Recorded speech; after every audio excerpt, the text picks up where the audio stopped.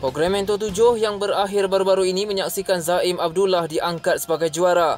Namun selepas musim terbarunya berakhir, masih ada cakap-cakap mengatakan program Mentor sudah tidak relevan selain tiada elemen kejutan.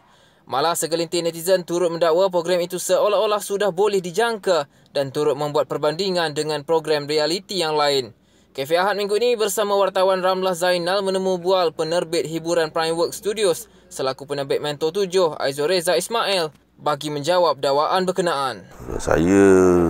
Saya punya pandangan, selagi ada orang menyanyi, selagi ada muzik, selagi itu ada bakat, selagi itu akan ada permintaan. Itu pandangan saya. Jadi program tetap relevan kerana kita bukan jual protege semata-mata. Kita jual program tu sendiri, konten tu sendiri, intipati program tu sendiri.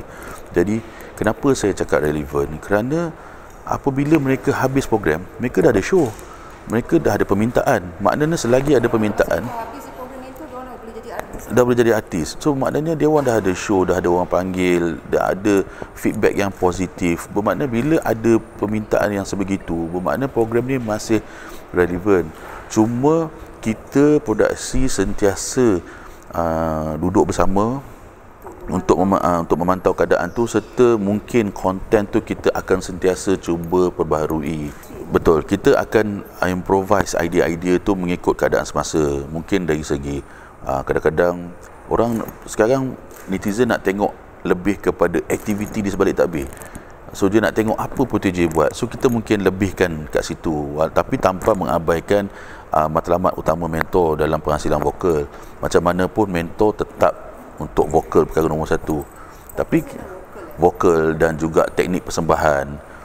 Tetapi kita tak adalah sampai terlalu teknikal. Kita nak pastikan mereka bosan, betul.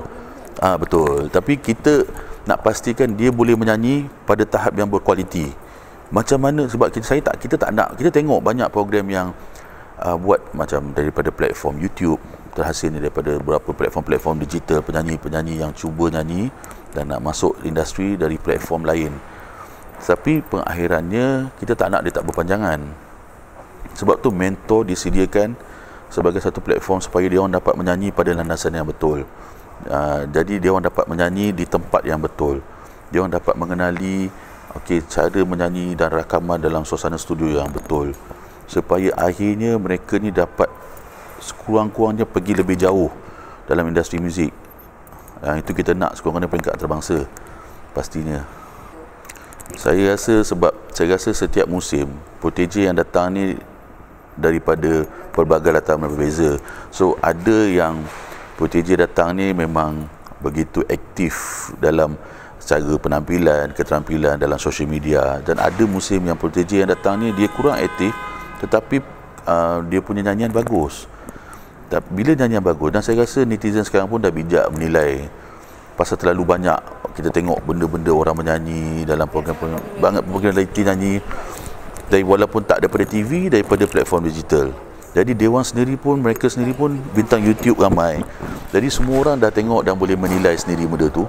Jadi saya rasa macam Mentor 7 ni pun persaingan walaupun rapat tetapi sengit, tetapi kadang-kadang netizen dah boleh agak keputusannya. Semua kadang-kadang keputusan tu bergantung. Sebenarnya untuk Mentor 7 ni, sebenarnya keputusan di peringkat akhir tu bergantung pada pemilihan lagu. Walaupun ada orang kata, netizen kata Pasha mungkin akan menang masa final, tetapi Pasha tak menang final, juara, dia naik juara. Dan ada pula yang kata naik juara tu sebab pemilihan lagu yang kurang tepat.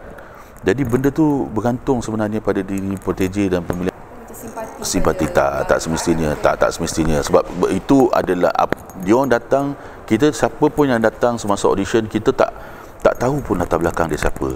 Kita tak ambil kira dia orang kampung ke, orang susah ke, orang senang je, asalkan datang mendapati kriteria, ada sebanyak sedikit asas dalam vokal yang kita perlukan. Ada sekurang-kurangnya boleh menyanyi. Paling penting jangan tone deaf. You tak boleh langsung. Para serupa tu saya rasa tetap kita ambil kira, tetapi bukanlah sebagai satu kriteria yang memang kena ambil 100%. Tak. Kita tahu Black sendiri pun macam mula-mula masuk dalam industri mentor pun macam mana penampilan dia, dan kini dia macam mana, dia tetap berjaya juga.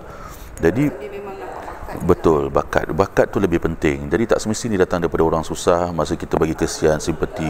Saya rasa tak adil pada PTJ yang lain yang ada yang lagi susah, kita tahu.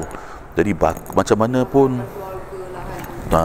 kita tak boleh gunakan, tak boleh lah produksi TV pun tak boleh lah ambil kesempatan daripada apa di latar belakang PTJ untuk naikkan rating. Saya rasa betul, saya rasa itu saya tipu diri saya sendiri. Jadi saya lebih suka dinilai dari segi bakat dia orang sendiri, kerana dia lebih adil pada mereka. Kerana mereka bersusah payah 3 bulan dia duduk dengan kita, siang malam pagi petang, dia orang sentiasa keluar. Bermula pagi pukul 6 dia orang dah kena bangun dengan ada promo TV dan sebagainya, sehinggalah dia orang ada kelas dengan mentor mereka balik tengah malam. So saya rasa tak adil. Dia orang kena belajar. Maksudnya dia orang ada kelas vokal malam, dia orang ada kelas bersama dengan music director, dia orang juga ada aktiviti yang dia orang kena penuhi komitmen dengan session TV dengan klien, dan dia orang juga ada kena pergi fitting baju, kena pergi facial, kena pergi rambut. Jadi jadual dia daripada Monday to Saturday pack. Jadi Saturday tu kita dah sound check. Jadi dia orang hanya ada berapa jam untuk tidur, untuk create dia orang punya platform sendiri. Jadi kalau kita nilai hanya sekadar dari sebelah latar belakang dia, tak adil. Kesian tak adil pada orang lain. Itu pandangan saya lah. Saya rasa betul. Saya rasa mentor memang dah kukuh lah, sebab berbanding kita tahu ada beberapa program reality lain tapi tidak ada kesinambungannya. Tapi mentor sudah 12 tahun dia still continue, dia still ada permintaan, dan kita ada renting meningkat setiap musim. Okey, dan kita tak silap saya mentor milenial pun kita dah cecah sampai 3 juta permintaan ada rating dia. Jadi mentor tu sendiri, kita ada mentor dan kita ada extended, kita buat mentor milenial, kita buat mentor legend, kita buat mentor otai. Dia pecahan dengan pencedamaan tu bersesuaian dengan keadaan semasa tu dan permintaan masa tu. Dan mentor sendiri kita tahu kelebihan program mentor, kerana format program tu sendiri sangat istimewa. Sebab berbanding program reality lain, kesemua peserta dirujuk kepada dalam satu guru vokal dan aktiviti. Jadi penghasilannya adalah daripada satu guide yang ada. Tapi program mentor, treatment dia, setiap mentor mengajar PTJ dengan cara masing-masing.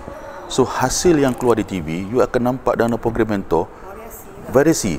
So mengikut kelebihan mentor masing-masing. Termasuk program mentor yang baru, kita tengok mentor Datuk Syafinas, dia akan membawa PTJ dia dalam keadaan genre dia sendiri.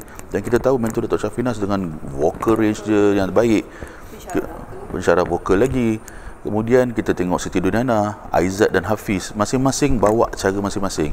Sebab tu kepuasan tu lain berbanding program-program reality lain, kerana kita dapat hasilkan pelbagai angle. Jadi PTJ yang keluar ni pun dia boleh memperkembangkan karier dia dengan mentor-mentor yang ada ni. Okey, mentor 7 macam baru ni, mentor 7 berakhir, dan apabila berakhir saja mentor 7, malam tu saja syarikat Monkey Bone sendiri dah berjumpa dengan kita untuk berbincang, untuk ambil mereka dalam proses perbincangan lagi, untuk ambil mereka bernaung.